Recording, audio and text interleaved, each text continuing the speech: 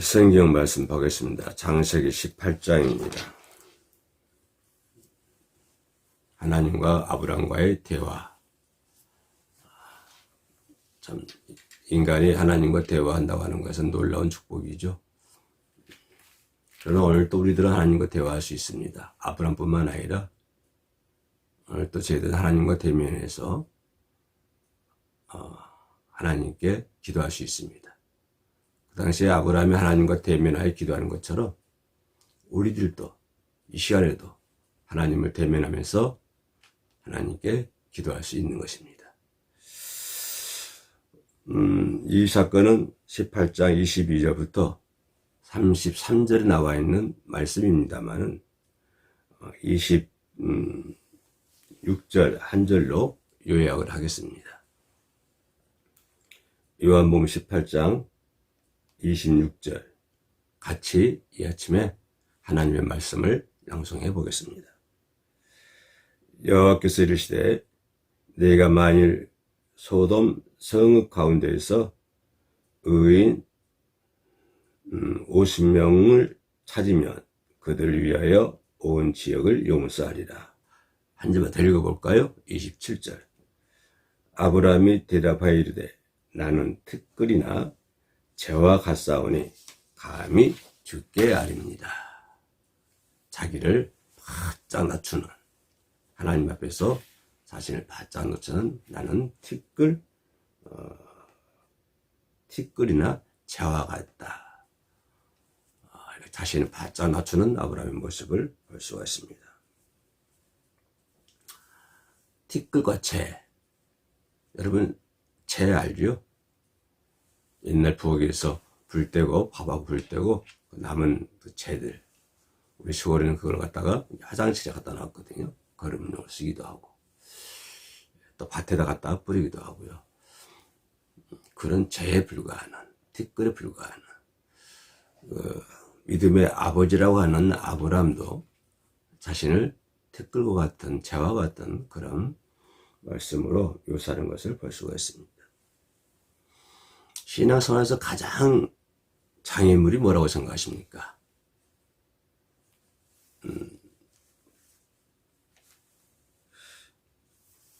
많은 사람이 각 주관적인 판단에 따라서 대답할 수 있겠습니다만은 그러나마 이 방송을 시청하시는 분들은 공통적인 대답은 이것이 아닐까요? 내 자신이 가장 문제다. 그래서 내 신앙의 장애물이 되는 것은 내 자신이 가장 문제다. 옳습니다. 내 신앙의 가장 신앙생활의 장애물이 되는 것은 그 어떤 세상적인 환경도 아니고 내 환경도 아니고 사람들은 환경 탓을 많이 하지만 그러나 그것이 문제가 되지 않습니다. 가장 큰 문제는 내 자신이 나의 신앙생활에 걸림돌이 된다. 큰 장애물이 되고 있다. 라고 하는 것을 결론 부분부터 말씀을 드리고자 하는 것입니다. 소돔과 고모라 이 죄악이 관영했다. 라고 성경은 얘기하고 있었죠. 그래서 하나님은 그 세상을 심판하기로 작정을 하십니다. 하나님은 죄악이 구약을 보든 어느 시대를 보든 죄악이 관영하면 하나님은 용서치 않으십니다. 반드시 벌을 내리는 것을 볼 수가 있죠. 또 때로는 이방 사람들을 동원해서 벌을 내리기도 합니다. 소돔과 고모라가 죄악이 관영했으니 그죠? 하나님께서는 그 성읍을 심판하기로 작정하지요. 그래서 18장 21절 보면은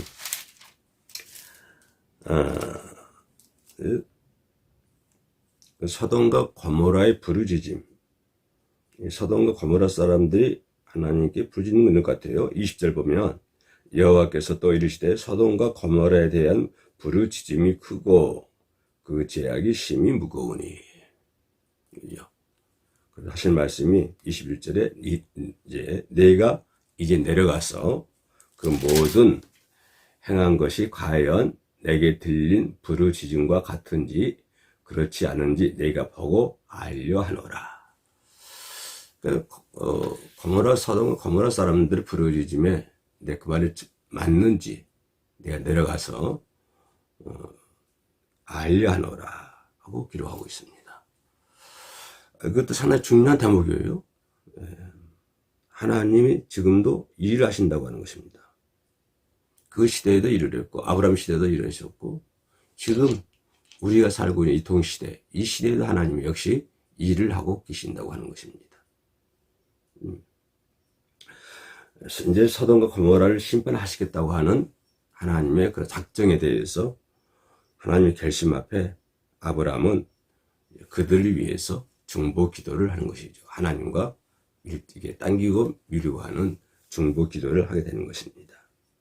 이것이 이제 중보 기도가 쭉 22절부터 33절까지 쭉 기록이 되어 있습니다. 여기서 우리는 아브라함의 기도, 아브라함이 어떻게 기도하고 있었는가, 이 아브라함의 기도를 한번 생각해 보고자 하는 것입니다. 이 아브라함의 기도는 가장 중요한 것은 하나님의 뜻을 묻는 기도였다. 이것이 기도의 핵심이거든요.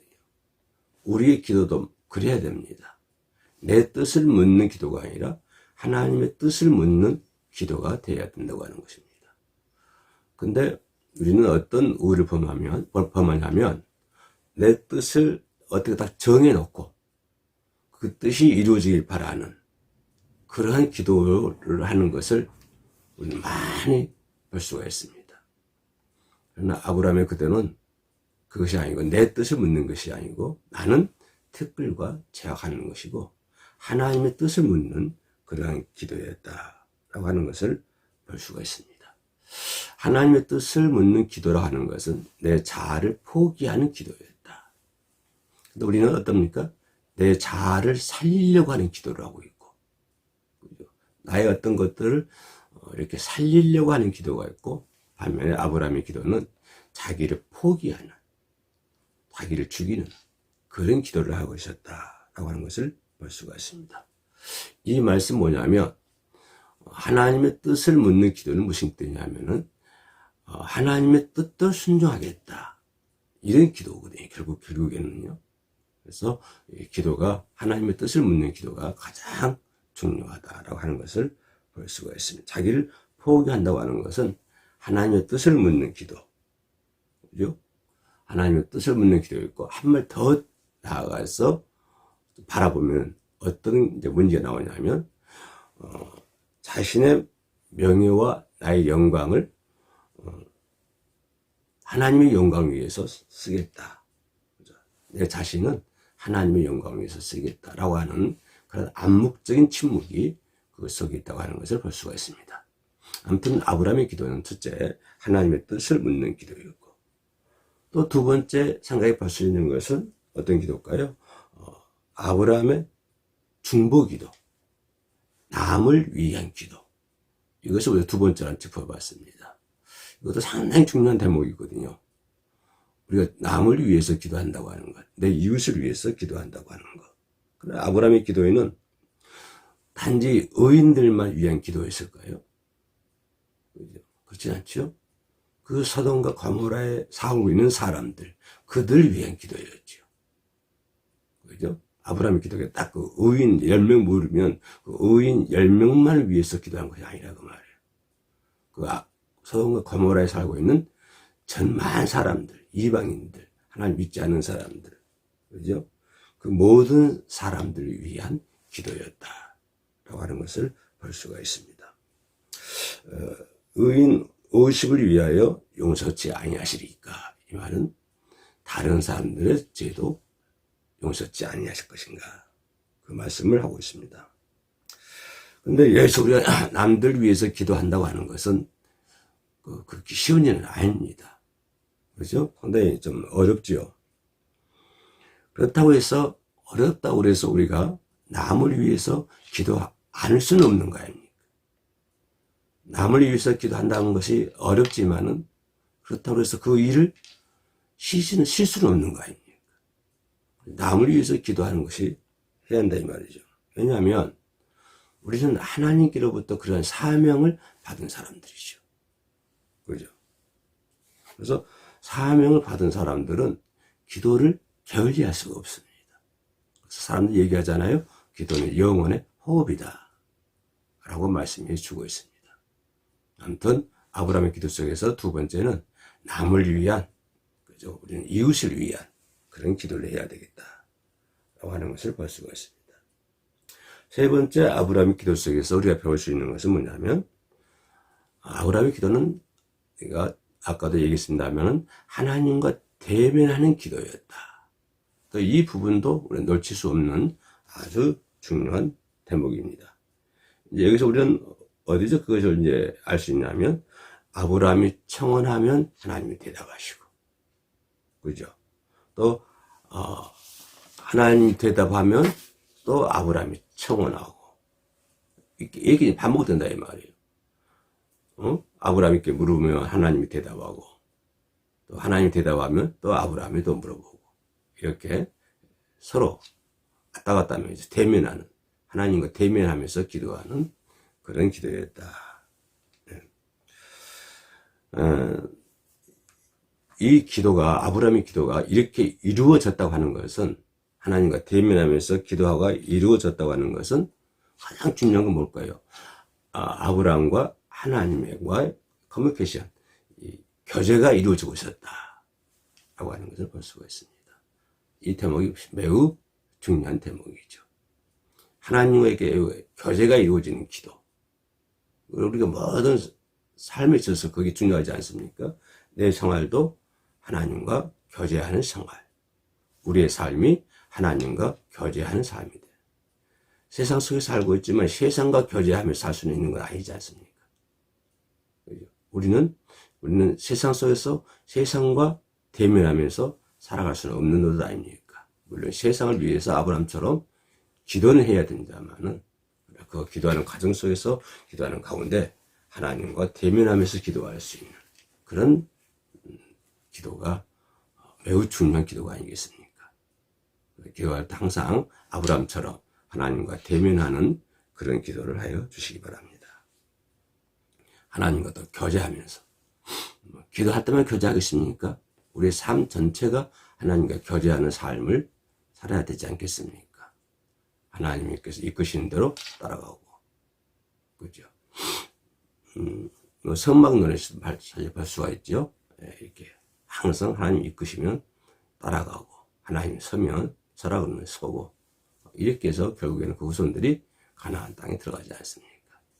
오늘 우리도 그런 하나님과 교제를 이루가면서 살아갈 수 있는 귀한 하루가 되어야 될 줄도 믿습니다. 마지막 네 번째는 처음에 말씀을 드렸습니다만은, 아브라함이 뭐라고 했어요? 27절에 아브라함이 대답하여 이르되 나는 티끌이나 재와 같다. 그러면서 감히 주님께 아뢰는다. 아브라함의 기도는 다들 그러신다만 아주 겸손한 기도였다. 이 부분도 우리가 놓칠 수 없는 가장 중요한 부분이죠. 겸손한 기도. 자신을 땅에 붙어있는 티끌과 재. 그러니까 내가 대면하고 있는 하나님은 저 위에 높으신 곳에 계시는 아주 그 능력을 측량할 수 없는, 인간의 지혜로는 측량할 수 없는 그런 분이시고, 하늘에 높으신 위대하신 만유로부터 영광을 받으시기에 합당하신 하나님이고, 그에 비하면 나는 이 세상 땅에 붙어있는 티끌, 재에 불과하다. 이렇게 자신을 낮추면서 겸손해하는 아브라함의 모습을 볼 수가 있습니다. 우리가 무엇을 얼마나 가졌다고 한들, 그죠? 세상 사람들이 추구하고 세상 사람들이 자랑하는 그 무엇인가를 얼마나 많이 가졌다 한들, 아니 이 세상을 다 가졌다 한들, 하나님 앞에는 우리는 티끌과 재에 불과한 것입니다. 내가 많은 지식을 가지고 있다 할지라도 나는 티끌과 재에 불과한 것입니다. 나는 많은 학식을 가지고 있다 할지라도 역시 마찬가지입니다. 나는 많은 기술과 권력과 뭐 그 어떤 것을 많이 가졌다 할지라도 우리 인간은 하나님 앞에 특글과 죄에 불과하다고 하는 것입니다. 우리는 항상 이런 사실을 잊지 말아야 된다고 해요. 우리는 하나님 앞에서 나는 무엇이다? 나는 티끌이다. 하나님 앞에서 나는 무엇이다? 죄다. 그냥 바람이 흐르면 흘러갈 수밖에 없는. 그죠? 그 눈에 보일까 말까 하는 죄가 뭐 바람 앞에 뭐가 힘쓸 수 있겠습니까? 힘을 전혀 못 쓰죠.